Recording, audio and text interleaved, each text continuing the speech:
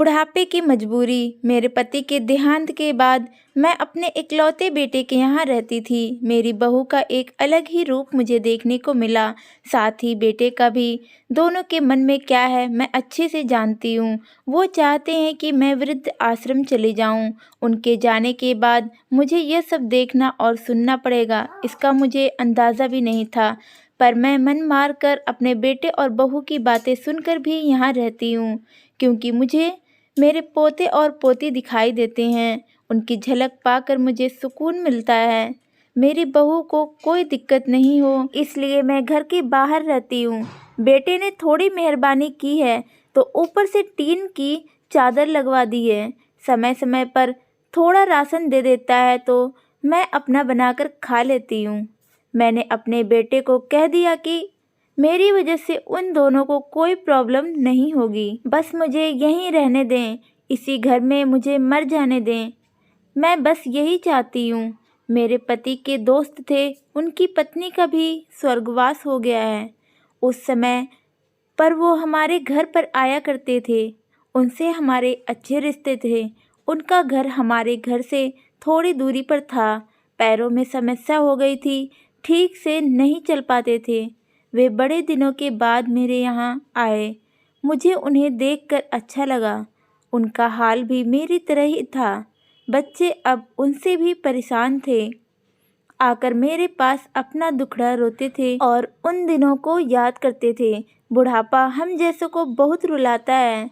उनकी पत्नी का स्वर्गवास हो गया था और उन्हें चलने उठने में समस्या थी, इसलिए वो तो अपना खाना भी नहीं बना पाते थे। मेरे पास आए तो मैं समझ गई कि यह इतनी मुसीबत में चलकर पुराने दोस्तों के यहाँ चाय और खाने की चाह में ही आते जाते होंगे। उनकी भी अपनी मजबूरी थी। वे आए तो मैंने उनके लिए खाना बनाया और उन्हें खिलाया। मना कर रहे थे नहीं खाना, लेकिन मुझे पता था कि उनको भूख लगी है। मेरी बहू ने मुझे और उन्हें खाते देख लिया। वे कुछ भी न बोली। ऐसे ही वो यहाँ 2-3 बार आए।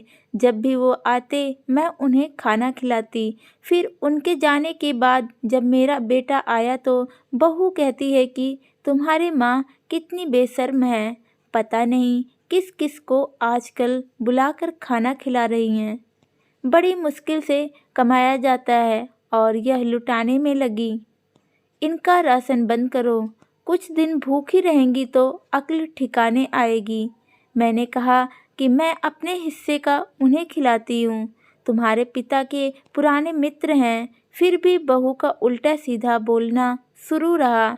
घर के बाहर रहकर इनको आज़ादी मिल गई है, पता नहीं क्या क्या करती हैं। बेटा भी बोला कि कुछ दिन भूखा ही रहने दो इन्हें। मुझे मेरे बेटे ने घर के पीछे सीढ़ी के पास ले जाकर बिठा दिया। कहा कि अब यहीं पर बैठो। मेरे तो अब आंसू भी सूख गए थे। अगले दिन मुझे खाना नहीं मिला। मेरे टीन के उस छोटे से कमरे को बहू ने तोड़ दिया।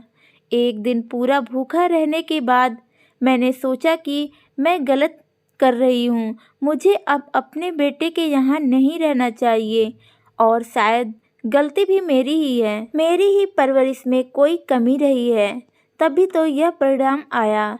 अगली सुबह मैंने अपने बेटे को कहा कि मुझे वृद्ध आश्रम छोड़ आया। अब मैं तुम दोनों को ज़्यादा परेशान नहीं करना चाहती हूँ। बहू ने कहा कि एक दिन भूखी रही तो अक्ल ठिकाने आ गई ना। बेटे के चेहरे पर भी अजीब सी खुशी थी। जल्दी से तैयार हो गया।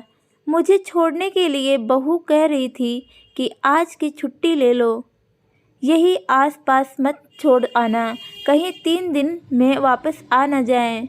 मैंने अपनी बहू से कहा कि बेटी चिंता मत कर, कल मैं अब नहीं आऊँगी। मैंने अपने पोता पोती को गले लगाया। मुझे पता था कि अब मिलना नहीं हो पाएगा। बेटे को भी चाहती थी कि एक बार जी भर के गले लगा लूं, लेकिन वो बोला चलो जल्दी करो। मैंने बहू को कहा कि बेटी अपना ध्यान रखना। मेरा बेटा मुझे छोड़ आया। वहाँ आकर मैंने देखा कि मेरी तरह कई हैं। थोड़े दिन उदास रहते हैं, फिर सच को स्वीकार कर लेते हैं। मैं अब यहाँ खुश हूँ, कुछ काम भी करती हूँ। मैं चाहती हूँ कि ऐसा कहूँ कि ऐसा किसी के साथ ना हो, लेकिन ऐसा कब किसके साथ हो जाए कोई बता नहीं सकता। लेकिन माँ बाप को ऐसे समय के लिए भी तैयार रहना चाहिए। बस बच्चों को पाल पोस कर बड़ा कर दो, उनसे कुछ भी उम्मीद मत रखो।